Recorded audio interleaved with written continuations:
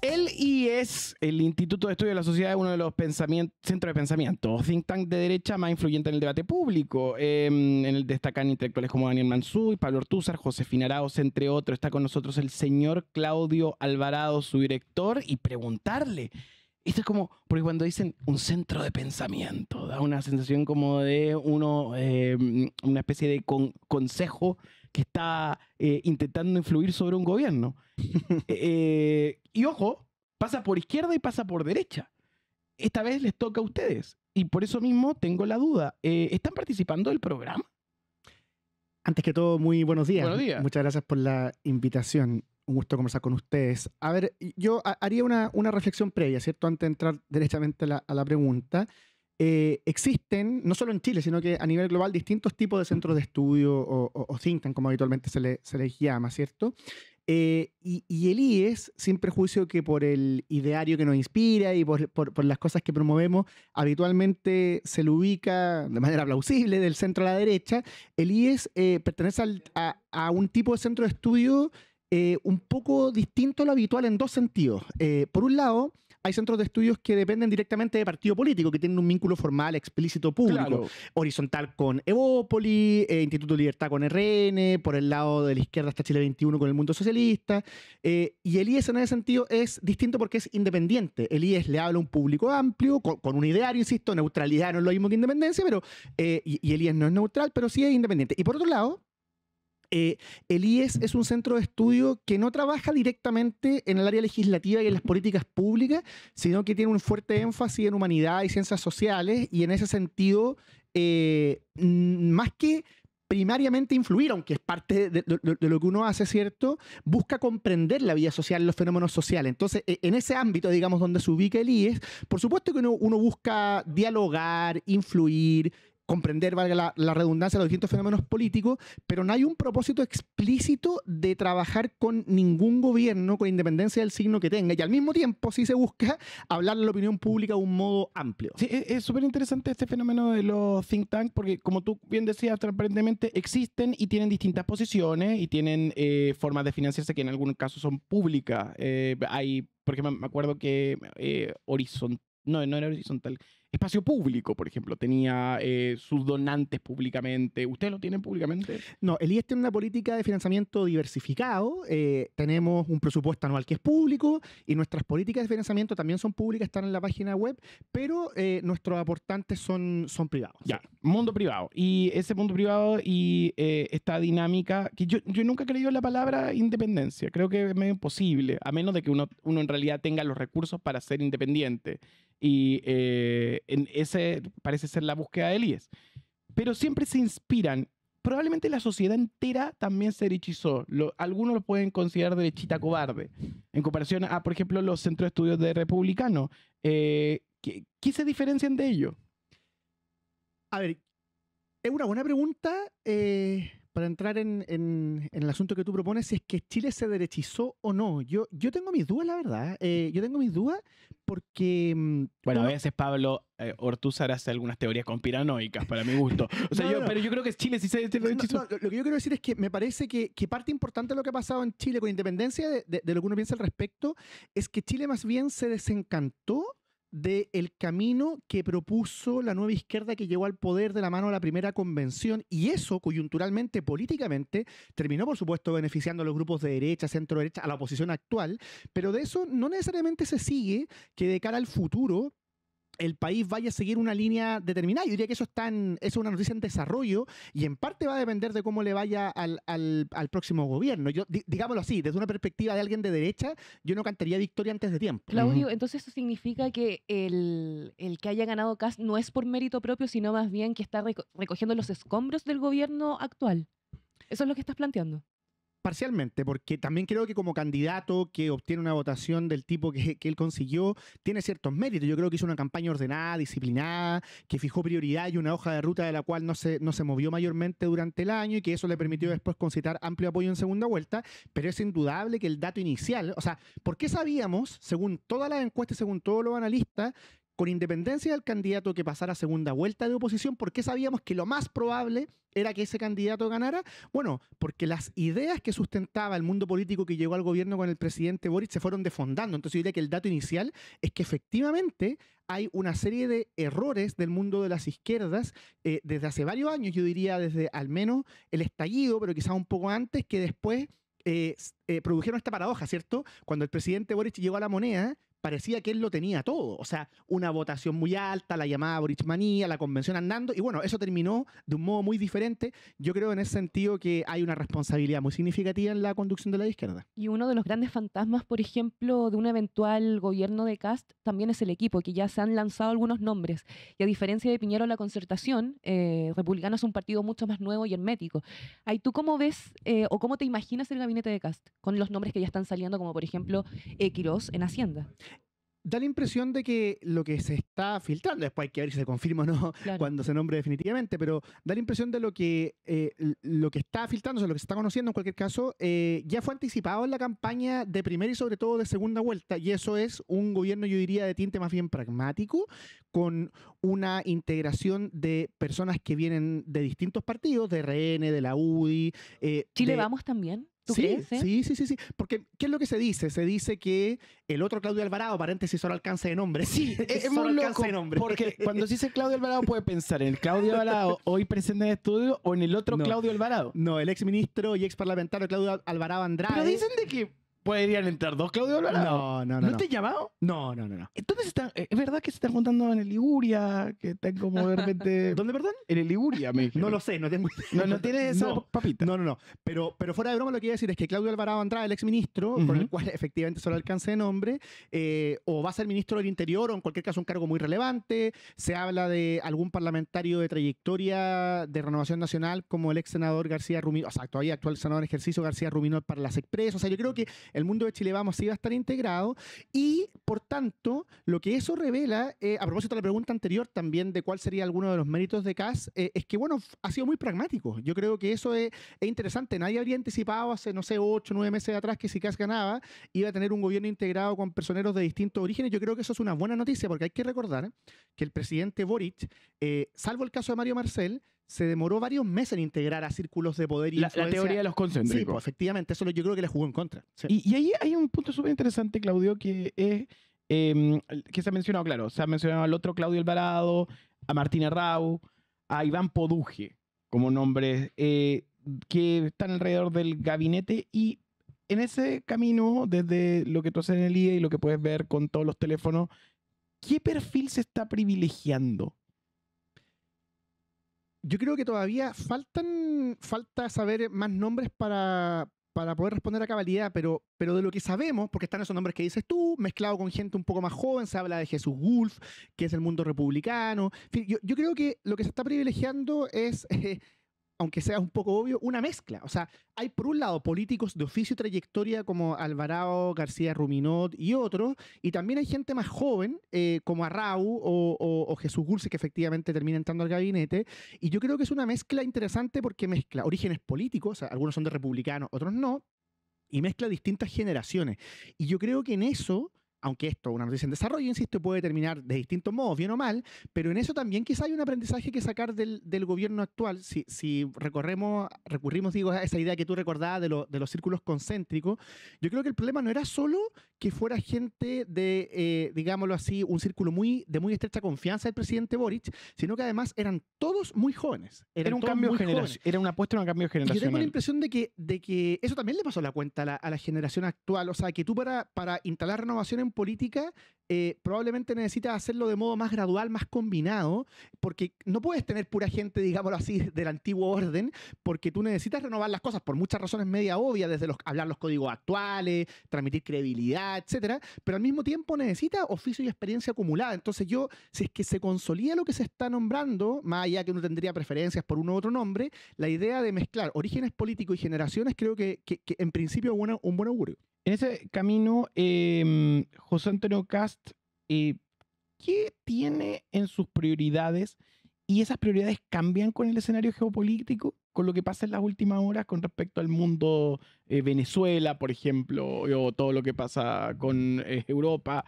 Porque estamos parece ser de que vamos a estar sin globalización, pero muy conectados a lo de afuera. Muy conectados, porque efectivamente estamos viviendo un mundo muy distinto. Este no es el Chile y el mundo, digamos, de los 90 y 2000. Pero yo tengo la impresión de que esos cambios, ese contexto geopolítico tan tenso que estamos viviendo, más bien refuerza las prioridades y no tanto las cambia. Me explico. Me preguntaban hace algunos minutos sobre eventuales méritos o aciertos de la campaña de Kast que habrían influido en el escenario actual, ¿cierto? Y yo tengo la impresión que uno de esos méritos fue que durante la campaña fijó prioridades de modo, yo diría, casi majadero. O sea, todos sabíamos que era un gobierno que prometía básicamente intentar solucionar la migración irregular, la seguridad y el desempeño económico junto con otras urgencias sociales. Si es que eso es verdad, o sea, si eso va a servir como orientación del gobierno, me parece que el escenario geopolítico las confirma. O sea, el escenario, lo que está pasando en Venezuela puede terminar de muchos modos, pero lo que es indudable es que como es tenso y es incierto, la presión migratoria puede aumentar. Eso me parece que refuerza ese plano de prioridad, no lo cambia. Y lo mismo en materia económica. Vivimos un mundo incierto y eso yo creo que exige trabajar en ese ámbito. Y tener un Kast alineado ideológicamente con la Casa Blanca, ¿tú crees que va a ser una ventaja estratégica para Chile o más bien nos va a exponer a un conflicto diplomático innecesario para la región? Considerando que podría mandar fuerzas armadas, militares para ayudar a Trump.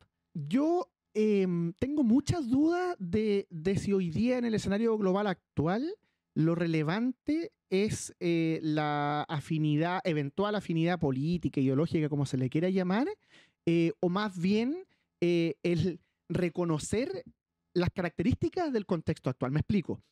Trump, el presidente de Estados Unidos, y esto ha sido muy explícito, digamos, muy crudo, evidentemente se está moviendo por intereses nacionales, por priorizar los intereses de Estados Unidos. Eso es parte de su discurso. Yo creo que eso refleja algo que hace tiempo ocurre, lo ha dicho Juan Ignacio Brito y otro analista, hace tiempo ocurre en el escenario global actual, y es que estamos en un cambio de época, en una nueva era, en el cual lo que predomina son justamente grandes potencias privilegiando, promoviendo, buscando sus propios intereses. El caso de Estados Unidos, pero también el caso de China, Irán, etc. Entonces, pero a diferencia de que Estados Unidos está invadiendo a otros países. A lo que voy es que si es que es verdad que el contexto es ese, o sea, de potencias promoviendo sus intereses, lo que tiene que hacer la diplomacia chilena y la Cancillería chilena fuera José Antonio Cast hoy día, pero también si siguiera un gobierno, digamos, del oficialismo actual, es reconocer que la promoción de los intereses de Chile tiene que ir más allá de la afinidad con el gobernante. O sea, vamos al caso de Venezuela, para hacerlo más evidente. Sí. El gobierno que viene, el gobierno del presidente Kast, pero lo mismo ocurriría si hubiera ganado Yander Jara, tiene que dialogar también con el que gobierne Venezuela, sea un régimen de transición, sea Delcy Rodríguez, o sea, se necesita como dialogar con todos, porque si no es imposible avanzar en la promoción de los propios intereses. Entonces yo creo que esto va más allá de la afinidad ideológica o política puntual. En ese camino estamos en un momento muy singular para la derecha, un vientecito de cola que lo tiene impulsado y en un contexto geopolítico muy interesante. Pero, ¿qué pasa con la izquierda? Porque es interesante ver en ese sentido a la recomposición de esta izquierda, que yo sé que a Líes le preocupa mucho. Puedo ser discrepante en la estructura de cómo lo ven, pero sí es siempre importante que uno mire a la otredad. Sin lugar a duda. A la otredad, porque vivimos en sociedad. Y yo creo que ese es un valor. Más allá que hay cosas que no esté de acuerdo, creo que siempre han hecho ese esfuerzo. ¿Cómo ven a su otredad hoy? A ver, me parece que el dato de inicio, digamos, con el que hay que partir el análisis de la izquierda chilena hoy día, es que acaba de tener una derrota muy profunda, no solo en términos electorales. O sea, recién hablábamos que la derecha es noticia en desarrollo, pero todavía no asume el poder de José Antonio Cast, claro. Pero en el caso de la izquierda sí, yo creo que hay más elementos sobre la mesa. La derrota fue muy dura en términos electorales, uno empieza a comparar con años o décadas previas y es muy notoria, pero además hay una cuestión más de fondo, y es que es la derrota de una generación que a su vez se construyó bajo la crítica de la generación que hizo la transición y que bajo sus propios estándares no consiguió su objetivo. O sea, esta era una generación que prometió acercar la política a la sociedad, que prometió devolverle credibilidad al aparato público, y en fin, uno empieza a revisar, insisto, no lo que piensa uno, sino los propios estándares que se fijó la generación de la nueva izquierda, del punto de vista del feminismo, del punto de vista de la corrupción y de la representación política, y yo creo que su rendimiento fue muy, muy bajo las expectativas, incluso para su propio mundo. Entonces, yo diría que la gran reflexión que tienen que hacer la izquierda a la luz de ese cuadro es ¿por qué pasó eso? O sea, cuando uno tiene una... Hay dos opciones. O te pusiste muy, muy alta la vara, que también puede ser, y el contexto es lo que te da, o no tenías las herramientas para lograr esos objetivos. Y ahí está la gran pregunta. Y yo creo que van de la mano, fíjate, es interesante cómo tú lo pones, porque si es verdad que tú no contabas con las herramientas para hacerte cargo de aquello que decías con cierta grandilocuencia, en fin, bueno, ¿por qué te pusiste esa vara? Yo creo que llevan a un mismo lugar. Yo creo que uno de los factores que le pasó la cuenta a esta generación fue la soberbia. O sea, fue el desconocer que esto es mucho más complicado de lo que parece y que por tanto tú también debías tener un juicio un poco más comprensivo respecto a la generación anterior. Y yo creo que eso le terminó, insisto, pasando la cuenta al Frente Amplio. Pero la noticia en desarrollo de cara a tu pregunta es, a su vez, cómo, ahora que ya termina este gobierno con esos resultados, cómo se reconfigura la izquierda de cara al futuro, donde ya sabemos, digámoslo así, que ese tipo de recambio que se prometió tan grandilocuente no resultaba. Y yo creo que eso no sabemos cómo va a terminar, porque algo que no ha pasado aún, empieza tímidamente, pero todavía no pasa, es qué juicio tienen las propias izquierdas respecto al gobierno Boric una vez que el presidente Boric salga del poder. Claudio, ¿y qué crees que se necesita por parte de las izquierdas para que se reivindiquen? A ver, lo primero, en línea con lo que decía recién, una autocrítica a la altura de las circunstancias. O sea, la autocrítica ya está. Si tú te proponías hacer algo y no te resulta, bueno, está empezando, ¿cierto? Pero yo creo que hay que ver cuáles son las conclusiones de esa autocrítica. Y hay que tener cuidado con la autoflagelación. Claro, es que la autocrítica tiene que ser honesta y sincera, de modo tal que te ayude a comprender la realidad, no simplemente a pasar factura, como se dice coloquialmente, pero entender por qué les pasó esto.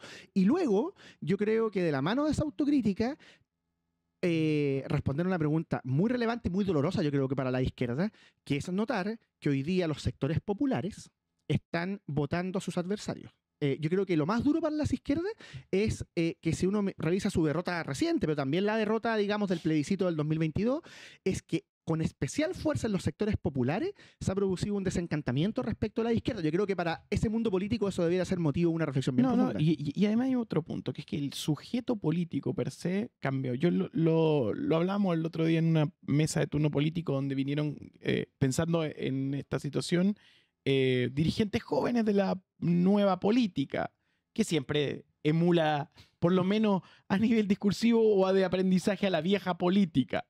Y era muy interesante ver un punto que se planteó en un momento que era como, tenemos que volver a la junta de vecinos. Yo les decía, paren un poco. Es muy probable que la gente en esta época donde existen blogs gigantes de habitacionales no sepa qué es una junta de vecinos. Y uno puede decir, ¿Cómo? No, que hay gente que no tiene en el mapa porque vive por ejemplo, en Estación Central, en una gran Pero es que todas las comunas edificio, tienen pero junta de vecinos.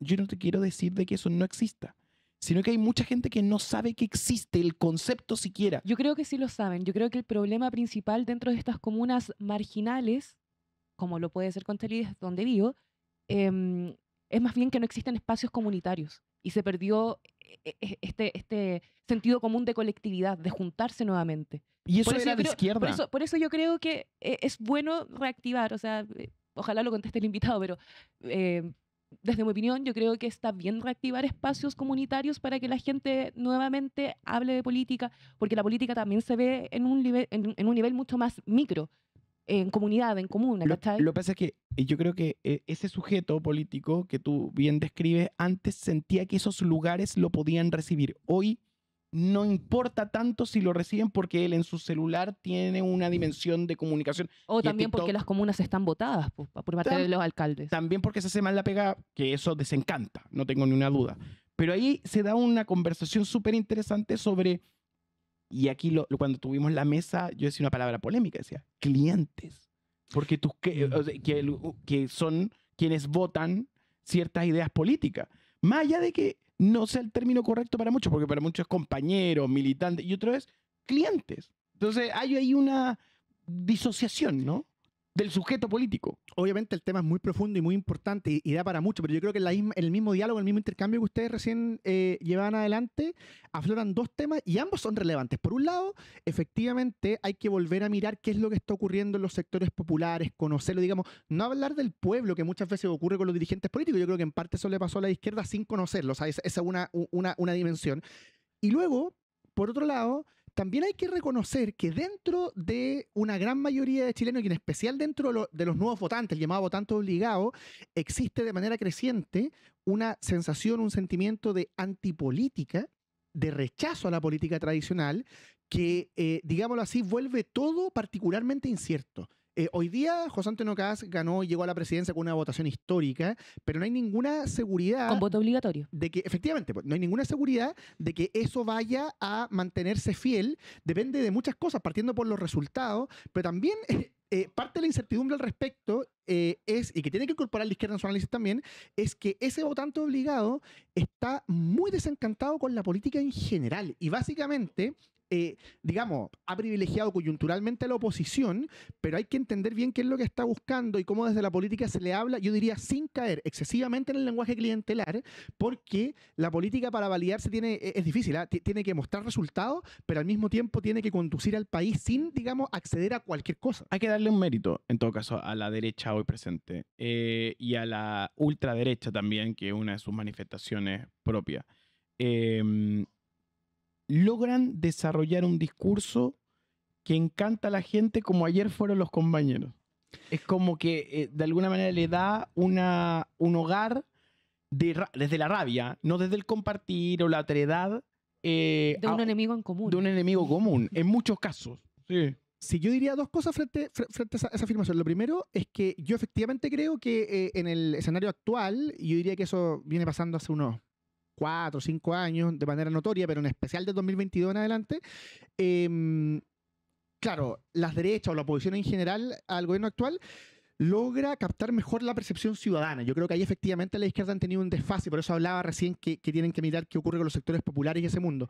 Pero luego también añadiría, aunque esto da más para largo, que en el mismo concepto de ultraderecha al que tú aludes, también a veces, depende cómo se formule y qué se quiere decir, hay implícito un cierto desprecio o al menos desconfianza respecto del adversario político. Yo diría, ¿qué es lo ultra en política? Es una pregunta que hay que abordar porque a veces, es mi impresión, se le ha llamado ultraderecha a cosas que no necesariamente lo son o que son al menos discutibles, y yo creo que lo relevante efecto de la conversación que tenemos es que las izquierdas a rato obnubilarse con el discurso de la ultraderecha, también se han privado de herramientas para mirar qué es lo que está pasando en la sociedad. Y bajo lo que estás planteando, ¿consideras que José Antonio Kast es un ultraderechista? No. ¿Cae dentro de este concepto? No, yo lo diría así. Para la elección presidencial del año 2021, no la reciente, Ricardo Brodsky, es director del Museo de la Memoria, escribió una columna que a mi juicio le sacó, por decirlo coloquialmente, la foto muy bien a Kast, al presidente electo. Brodsky dijo en ese minuto, hablando él, yo voto Boric, decía Brodsky, pero con algunas dudas, con críticas, pero yo entre Kast y Boric en 2021 decía él, yo voto Boric, pero añadía Brodsky, me preocupa que en mi mundo, en su mundo, se mire, el mundo de la izquierda se mire con tanta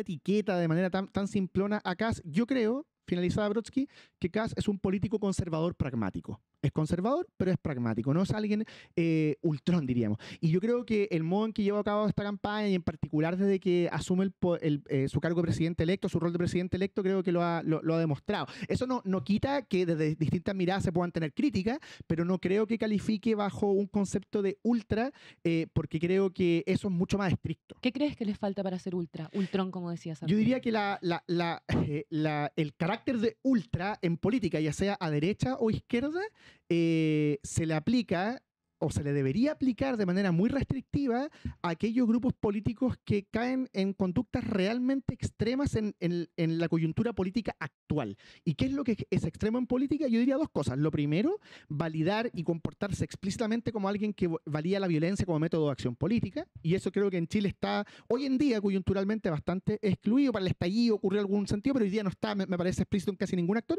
Y luego, en segundo lugar, esto sí existe mucho a nivel global, aquellos actores que llegan al poder por métodos democráticos, pero luego socavan la democracia por dentro, erosionando la separación de Como El poderes, la Salvador. independencia judicial. Claro, hay un ejemplo, ¿cierto? Y yo quiero hacerte un apunte, Claudio. Creo que lo que conocimos de la historia de Kast y, a mi parecer, sí efectivamente se puede enmarcar dentro de su dinámica de ultraderecha, o sea, su reivindicación del régimen militar históricamente, a tal punto de que dijo en exposiciones de que iba a reescribir la historia. Eso está en el archivo. El problema con Kast no es necesariamente su presente, es su pasado, y va a tener que demostrar que está a la altura de poder quitarse ese mote. Ir a la CEPAC, estar presente en los eventos de oro. Ojo, creo que es que es un ultraderechista a la chilena. Que, como decía un amigo comediante, decía que los judíos chilenos eran los judíos más aburridos del mundo. Decía que justo llegó el barco de los fome, porque en Argentina llegaron los graciosos, en Estados Unidos. Bueno, acá llega también la ultraderecha fome. Como que se da la particularidad de la cordillera, la vibra de la cordillera. Oye, Nico, me Entonces, gustaría... ¿puedo complementar un Yo poquito? también te quiero complementar después, dale, sí. Entonces, yo lo que creo es que probablemente Kast está desafiado a callar a ese mundo que dice que es de ultraderecha y que tiene, de alguna manera, o le hace ojos y simpatía y podría hacerlo caer en prácticas potencialmente autocráticas si es de hacerle caso a esas dimensiones que, por supuesto, tiene hoy separado en el mundo nacional libertario. Para complementarte, Nico, más allá de caer en una conceptualización, Claudio, sino más bien en una reflexión en este panel, en el programa de Kast en el año 2021, lo leí explícitamente, él mencionaba perseguir políticamente a comunistas. Estaba explícito escrito. Entonces acá me gustaría preguntarte, ¿eso no es violento? ¿No es algo tal vez autoritario? Yo diría tres cosas, aunque todo esto da para muy largo. Efectivamente es distinto, yo creo que es bien indudable, el José Antonio Kast, presidente electo del presente, que el del pasado. Lo segundo es que el Kast del pasado, en paralelo a las cosas que ustedes han recordado, también fue diputado por 3 o 4 periodos en un comportamiento en su rol de parlamentario bastante impecable, lo cual yo creo que de cara a lo que dices tú, ¿cierto? A la necesidad de ver que estar a la altura de su comportamiento actual, también ahí hay un antecedente que coexiste junto con los otros.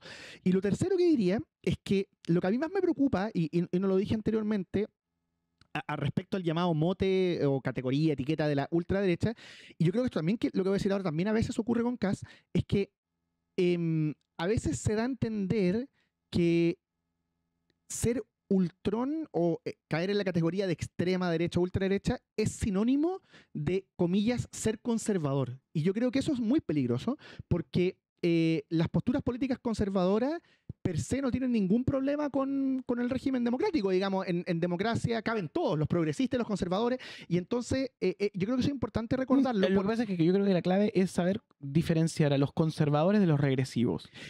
Claro, pero fíjate que es interesante eso, porque si regresivo significa incurrir en conductas que atentan contra el orden jurídico, el Estado de Derecho, la separación de poder, la independencia judicial, o quitar yo estaría derechos. de acuerdo. Ya, pero fíjate que eso lo queda distinguir, porque respecto a lo que consideramos un derecho, muchas veces hay discusiones políticas abiertas. Hay un filósofo liberal contemporáneo, John Gray, que dice, cuidado, que cuando tenemos discrepancias profundas, lo estoy parafraseando, no es textual, pero cuando tenemos discrepancias profundas sobre lo que consideramos bueno, deseable, óptimo en la vida social, recurrir al lenguaje de los derechos no siempre nos va a servir para agotar las discusiones, porque las discrepancias sobre lo que llevamos derechos también reflejan discusiones más de fondo sobre lo que consideramos políticamente bueno. Entonces yo diría, depende, pues, si, por poner el ejemplo más evidente, por poner el ejemplo más hoy día, digamos, ¿existe en el mundo y en Chile una discusión legítima, abierta sobre el aborto? Existe. ¿Puede existir en democracia personas que planteen una posición crítica del aborto? Bueno, ¿por qué no? Así como hay gente a favor. Otra cosa es que uno, de cara a modificar la legislación vigente en ese o cualquier otro tema, uno deba ceñirse a los procedimientos legales establecidos. Por supuesto que sí. Y yo creo que nadie, ni en ese ni en ningún otro tema, debiera plantear una agenda que pasa a llevar eso. Voy a hacer un hacking y voy a decir, bueno, esa agenda puede estar impulsado por motivos religiosos. Entonces, dentro de la discusión de los liberales, mira, Claro. fíjate que yo me siento, y lo he debatido muchas veces, yo me siento liberal, pero todo se derechizó tanto que no sé dónde quedé. Por accidente quedé donde quedé. Y dentro de eso también, por ejemplo, veo que hay cosas que son por lo menos llamativas y preocupantes dentro de las agendas republicanas. Una de las cosas que, y dentro de la agenda republicana y nacional libertaria, una de ellas es, por ejemplo, el PAIG. O sea, no se puede negar que hay familias que necesitan herramientas para poder saber el proceso de sus hijos. No estoy de acuerdo con la, de alguna forma, imposición de un diagnóstico per se si no tienes un acompañamiento. Y el PAIG es un proceso de acompañamiento. Entonces, cuando veo de que hay una agenda contra una herramienta para las familias, me preocupa, porque creo que incluso atenta contra la libertad. Porque la libertad también es estar informado y poder acompañarse y que el Estado pueda ayudarte, no a definir una situación per se, sino a poder llegar a la mejor conclusión como familia con el objetivo de tener una vida feliz para tus hijos. Son temas muy complejos, por supuesto, pero yo simplemente diría que la discusión que existe en torno a ese tipo de programas, así lo reflejó la Comisión Investigadora de la Cámara de Diputados, tiene que ver en parte justamente con que existe una evidencia bastante abundante de que en muchos casos a niños se les aplicaron terapias hormonales u otro tipo de tratamientos sin considerar el consentimiento, ni siquiera la opinión de los padres, niños muy pequeños, al punto de que algunos de esos padres terminaron judicializados. Nosotros en el IES publicamos un libro el año pasado al lo vi, respecto. y yo lo vi, lo leí y no estoy de acuerdo con él, pero creo que es importante la discusión que pusieron, pero siento que es parte de una agenda que lo que hace es, por desgracia, iluminar la anécdota más que la tendencia. No es que hayan salido los 200 casos. Si tú le das una herramienta... Ojo, lo digo respetuosamente. No quiero, Claudio, Obvio. que lo confundas. No, porque y da para mucho. Oye, esto queda muy largo. y da para mucho. Y es un tema que preocupa como sociedad, que la gente no tenga acceso a herramientas. Y eso hubo, por supuesto, anécdotas.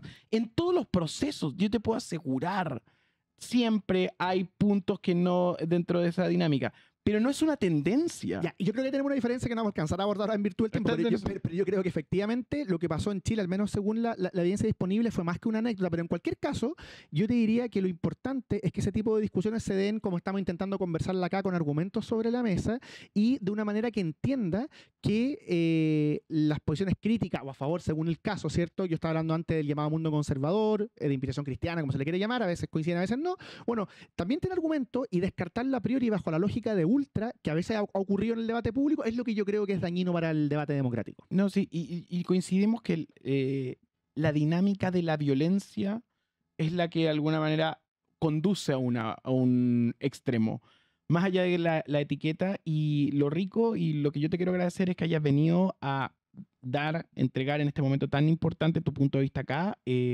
Y seguimos leyendo los documentos del IES. Uno puede discrepar o no, pero pueden ver a través de ieschile.cl. Efectivamente. Pero Claudio, para poder profundizar. Nicolás, Muchas gracias. antes de despedirte, Perfecto. me gustaría hacerte la última pregunta sobre otro tema, porque también hay un temor instalado por parte de la ciudadanía que un gobierno de derecha dura active automáticamente la calle y tengamos un bloqueo político quizás total desde el día 1.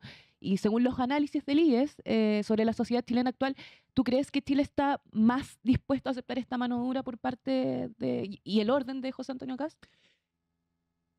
Dos cosas. Lo primero es que yo diría que ese temor que efectivamente se ha planteado, se ha comentado en la opinión pública, al menos hoy en día no hay motivos para creer que sea algo mayoritario por la votación que obtuvo José Antonio Kast. Me parece que existe, pero existe en la opinión pública a nivel de, digamos, valga la redundancia, opinión y no de algo masivo. Y lo segundo es que yo diría que lo importante cuando existan protestas, movilizaciones o lo que sea, son dos cosas. Primero, a su vez, dos cosas. Primero, que los actores políticos de todos los sectores, tanto quienes están en el gobierno como quienes están en la oposición, insten a quienes se movilizan a, bueno, respetar la legalidad vigente, a no incurrir en conducta inapropiada. Yo creo que eso en el pasado en Chile no ha ocurrido. Yo creo que muchas veces ha sido más bien la izquierda la que ha agitado la calle. Y lo segundo es que el gobierno lo que va a tener que hacer es controlar el orden público con pleno respeto a los derechos humanos. Yo creo que eso tiene que ser la lógica, pero no puedo dejar de añadir que no veo que hoy en día el clima social esté, al menos en este minuto, en esa dinámica. Me parece que